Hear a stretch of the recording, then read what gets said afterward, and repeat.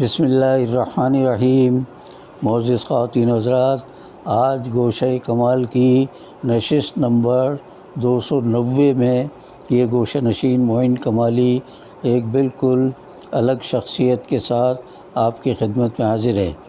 ہماری آج کی شخصیت کا نام ہے جنرل شیروف، بلوچ رہنما شیر محمد مری۔ اپنے نظریات سے اخلاص کے معاملے میں بہت سے اہل سیاست سے جدا ہیں۔ یہ 39 سال پہلے کی تحریر ہے، اس لیے ہیں یا ہے وغیرہ نظر آئے، یعنی صیغہ حاضر نظر آئے تو آپ اس کو صیغہ ماضی کر لیجیے گا۔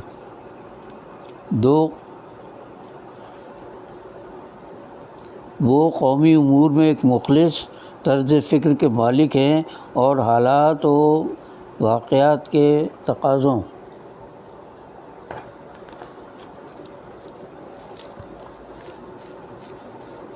حالات و مفادات کے تقاضوں کے ساتھ ساتھ اپنے نظریات تبدیل کرتے رہنے کے قائل نہیں، بلکہ ان کے لیے بڑی سے بڑی قربانی دینے کا حوصلہ رکھتے ہیں۔ بلوچ سرداروں میں آپ نے عام طور سے دیکھا ہوگا کہ وہ اپنے نظریات میں بہت اٹل رہے۔ اپنی اسی وفاداری کے سبب وہ تقریباً تمام گزشتہ ادوار حکومت میں زینت زنداں رہے، یعنی قید میں رہے۔ شیر محمد مری کے خیالات سے اختلاف کیا جا سکتا ہے، لیکن ان کے اخلاص کو مشتبہ ٹھہرانا آسان نہیں۔ بیشتر معاملات میں ان سے واضح اختلافات رکھتے ہیں۔ اس کے باوجود ان کا زیر نظر انٹرویو جو چند ماہ پہلے کراچی کے ایک ہوٹل میں لیا گیا، اپنا حق تبصرہ محفوظ رکھتے ہوئے اس بنا پر شائع کر رہے ہیں تاکہ اہل وطن ان کے اور ان کی طرح سوچ رکھنے والوں کے خیالات سے واقف ہو سکیں اور یوں اختلافات کی دلدل سے نکلنے کے لیے افہام و تفہیم کی راہ ہموار ہو سکے۔ یاد رہے کہ یہ انٹرویو میں نے مدیر تکبیر محمد صلاح الدین شہید کے ساتھ ایک ہوٹل میں لیا تھا۔ ہم دونوں گفتگو میں شریک تھے ان کے ساتھ، لیکن تحریر میں نے کیا تھا اس انٹرویو کو۔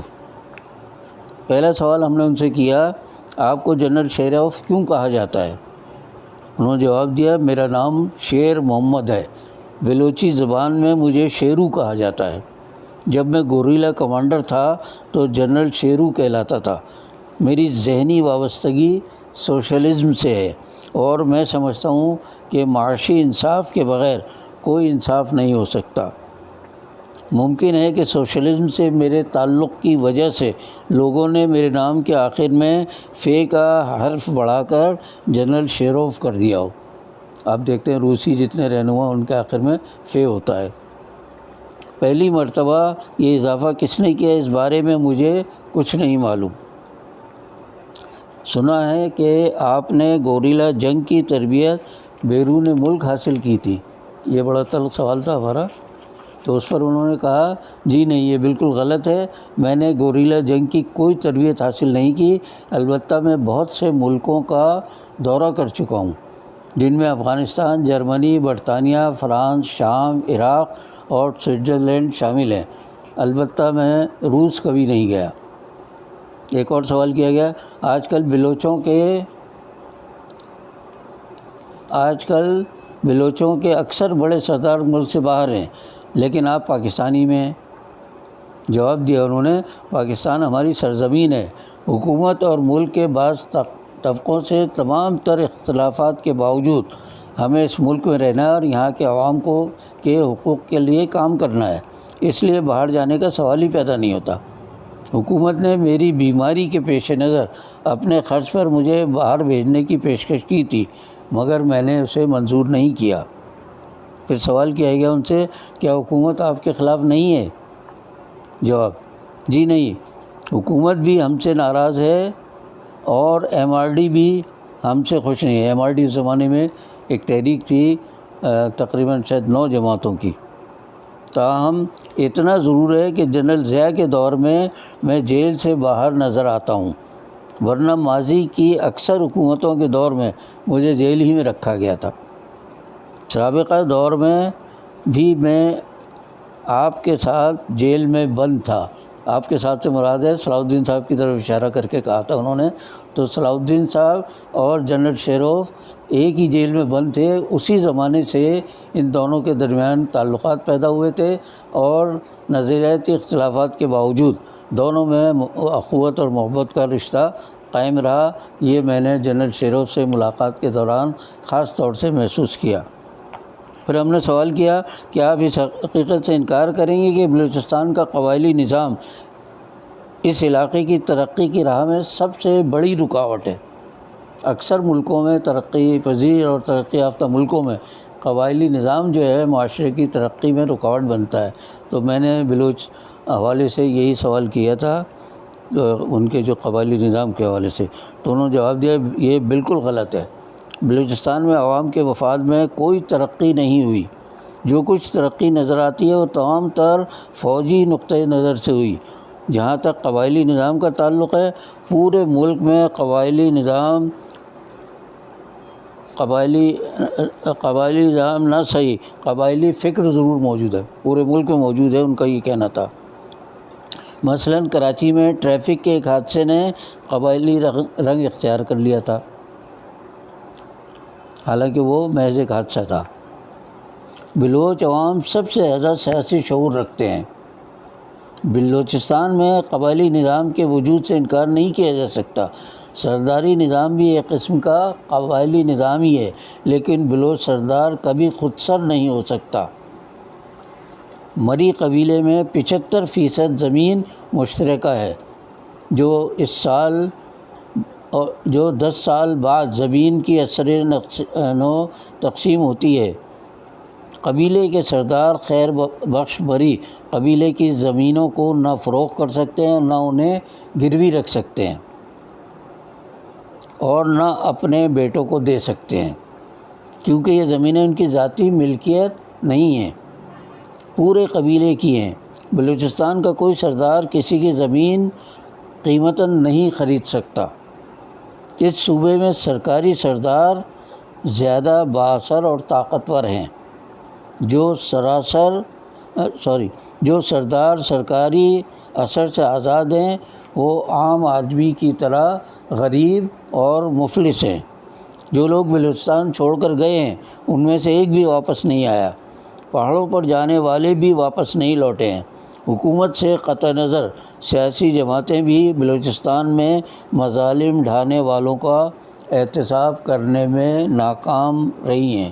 بلکہ اگر یہ کہا جائے کہ بڑی جو سیاسی جماعتیں ہیں جن کے سربراہ اکثر سردار یا نواب وغیرہ ہوتے ہیں انہوں نے سب سے زیادہ اپنے عوام پر مظالم ڈھائے ہیں.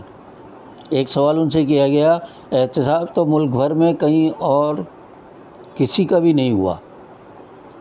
احتساب تو ملک بھر میں کہیں اور کسی کا بھی نہیں ہوا. تو وہ جواب دیتے ہیں بلوچستان کا معاملہ ملک کے دیگر علاقوں سے بالکل مختلف ہے. بلوچستان کے پہاڑوں اور مکانوں پر آج بھی توپوں اور گولیوں کے نشانات دیکھے جا سکتے ہیں. یہاں وہی کچھ کیا گیا جو بنگال میں ہو چکا ہے. ہمارے ساتھ یہ سلوک تو غیروں نے بھی نہیں کیا تھا. پھر سوال ہوا ان سے آپ پچھلی حکومت اور موجودہ حکومت کے رویے میں کوئی فرق محسوس کر سکتے ہیں؟ یہ جنرل ضیاء الحق کا دور تھا. تو انہوں نے جواب دیا گزشتہ حکومتوں کے دور میں بلوچستان پر جو فوج کشی ہوئی تھی وہ موجودہ حکومت کے دور میں نہیں ہوئی. ہمیں اندیشہ ہے کہ یہ حکومت بھی ایسا کرے گی کیونکہ بیوروکریسی ایسے حالات پیدا کرنے کی کوشش کر رہی ہے جس کے نتیجے میں فوج کشی کا جواز پیدا ہو سکے. پھر سوال کیا ان سے ہم نے کہ آزاد یا عظیم تر بلوچستان جس میں ایرانی بلوچستان بھی شامل ہو اس نعرے میں کیا حقیقت ہے؟ تو انہوں نے جواب دیا بلوچ عوام انگریز کے دور میں بھی آزادی کی خاطر لڑتے رہے. پاکستان کے قیام کے بعد انہیں توقع تھی کہ وہ بھی آزادی کی نعمتوں سے فیضیاب ہو سکیں گے لیکن بدقسمتی سے قیام پاکستان کے بعد ان کا زیادہ استحصال ہوا اور ان پر جبر و تشدد کا رد عمل بھی ظاہر ہوا. وطن کی آزادی کے بعد بلوچ عوام 1 گھنٹے کے لیے بھی آرام کی نیند نہیں سو سکے ہیں. یہ بہت زیادہ مبالغہ ہے اس میں، بہرحال ان کی رائے تھی یہ. بلوچستان پر 3 مرتبہ فوجی آپریشن ہوا جس میں لوگوں کا قتل عام کیا گیا، کروڑوں روپے کی جائیدادیں لوٹی گئیں۔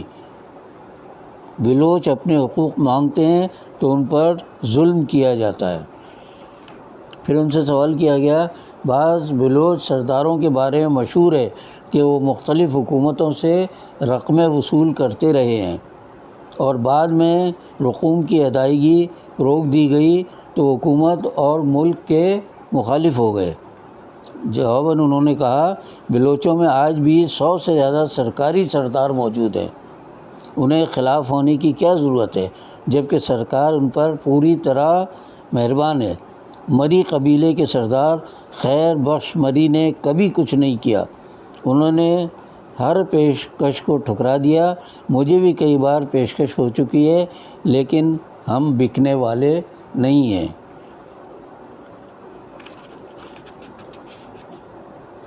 میرا خیال ہے یہ بہت طویل انٹرویو ہے، اس کو آئندہ نشست کے لیے مؤخر کرتے ہیں ہم۔ انشاءاللہ اگلی نشست میں اس کا دوسرا حصہ پیش کریں گے۔ اس وقت کے لیے میں آپ سے اجازت چاہوں گا، باقی بشرط زندگی باقی۔